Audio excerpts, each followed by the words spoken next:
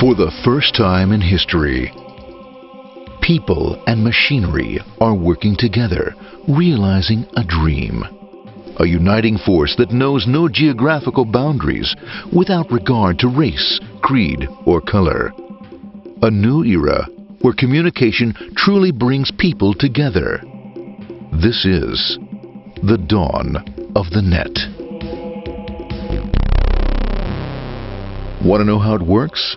Click here to begin your journey into the net.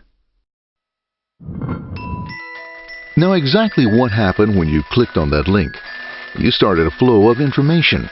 This information travels down into your own personal mailroom, where Mr. IP packages it, labels it, and sends it on its way. Each packet is limited in its size. The mailroom must decide how to divide the information and how to package it. Now, the package needs a label containing important information, such as sender's address, receiver's address, and the type of packet it is.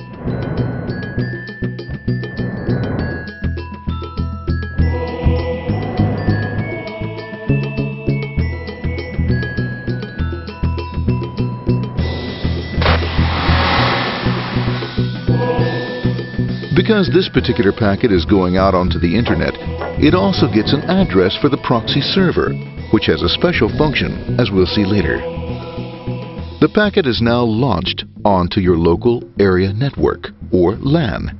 This network is used to connect all the local computers, routers, printers, etc. for information exchange within the physical walls of the building.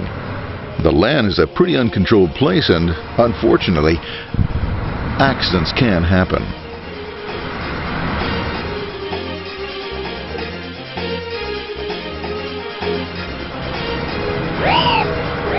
The highway of the LAN is packed with all types of information. These are IP packets, Novell packets, Apple Talk packets. They're going against traffic, as usual.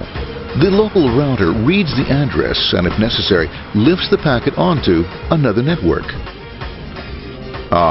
The router, a symbol of control in a seemingly disorganized world. Whoops, sorry about that. Let's put this one here, this one here. This one goes here, this one goes here. I don't like this one. Let's go with this one. Let's go here. A little bit this left. Let's go with this one here. Another channel here. Let's put that one here. Another one there. Let's put that one here. There he is, systematic, uncaring, methodical, conservative, and sometimes not quite up to speed. But at least he is exact, for the most part. That's not what was there. That one was there. That one was there. And this one was there. Another one that was there. That was there. He's behind that one. Still there. That was there. He was there. Oh, let's put that one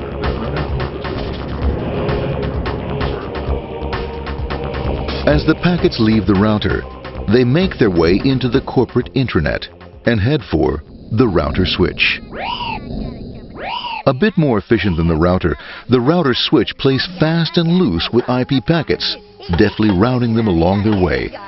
A digital pinball wizard, if you will. Here we go. Here comes another one. And it's another. Watch this, Mom. Here goes. Whoop, around the back. Hey, in there, in there, in there. Over the left, over the right, over the left, over the right. You got it. Here it comes. Right on. He shoots. He scores. It's going. Hey, wait. Hey, watch out. Here comes another one. Oh, here we go. And it's gone. It's gone. As packets arrive at their destination, they're picked up by the network interface, ready to be sent to the next level. In this case, the proxy.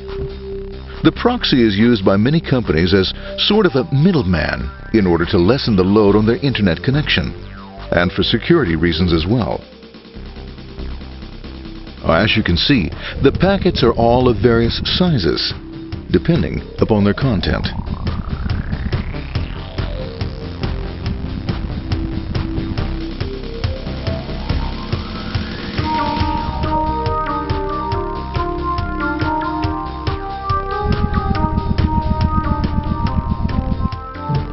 The proxy opens the packet and looks for the web address, or URL.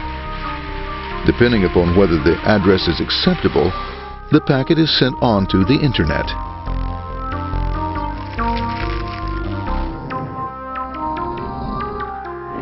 There are, however, some addresses which do not meet with the approval of the proxy, that is to say, corporate or management guidelines.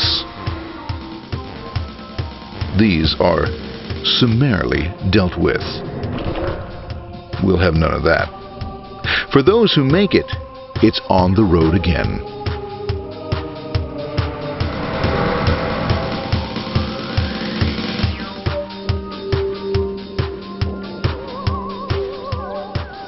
Next up, the firewall. The corporate firewall serves two purposes.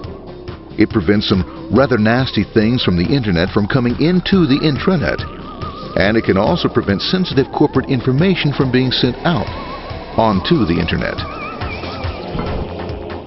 Once through the firewall, a router picks up the packet and places it onto a much narrower road, or bandwidth, as we say. Obviously, the road is not broad enough to take them all. Now you might wonder what happens to all those packets which don't make it along the way.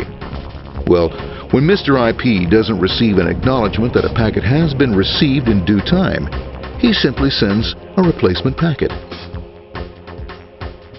We are now ready to enter the world of the Internet. A spider web of interconnected networks which span our entire globe. Here, routers and switches establish links between networks. Now, the net is an entirely different environment than you'll find within the protected walls of your LAN. Out here, it's the Wild West. Plenty of space, plenty of opportunities, plenty of things to explore and places to go.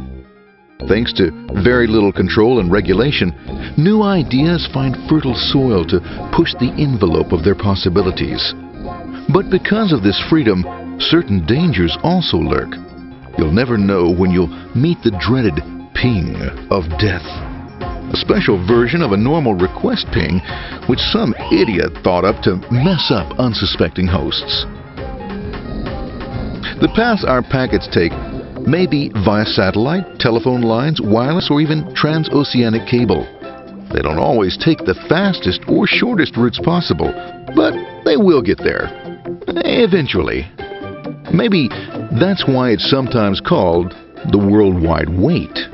But when everything is working smoothly, you can circumvent the globe 5 times over at the drop of a hat. Literally. And all for the cost of a local call or less. Near the end of our destination, we'll find another firewall. Depending upon your perspective as a data packet, the firewall could be a bastion of security or a dreaded adversary. It all depends on which side you're on and what your intentions are. The firewall is designed to let in only those packets that meet its criteria. This firewall is operating on ports 80 and 25. All attempts to enter through other ports are closed for business.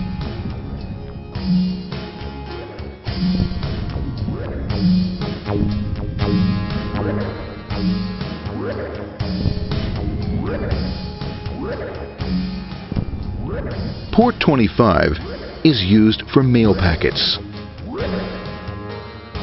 while Port 80 is the entrance for packets from the Internet to the web server.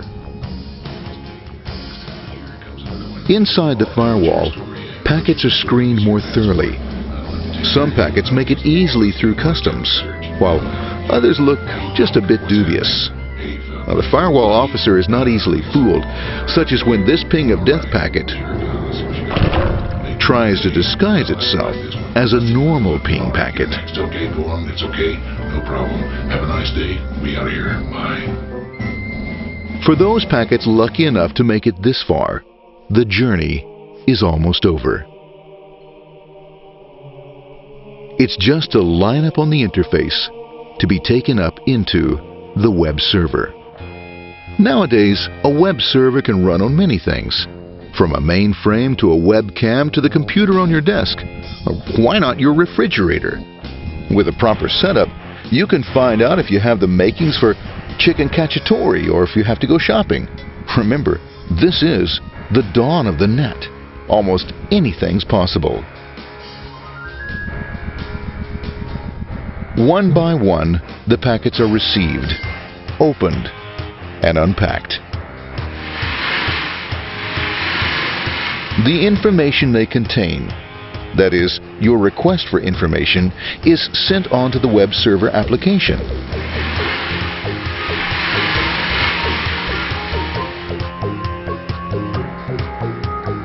The packet itself is recycled, ready to be used again, and filled with your requested information.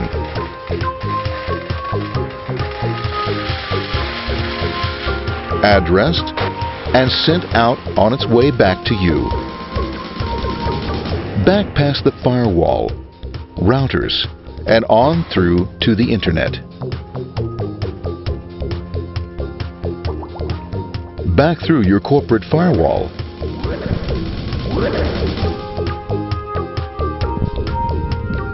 And onto your interface.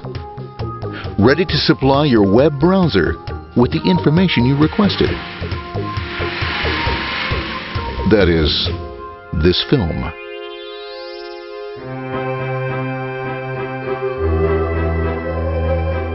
Pleased with their efforts and trusting in a better world, our trusty data packets ride off blissfully into the sunset of another day, knowing fully they have served their masters well. Now, isn't that a happy ending?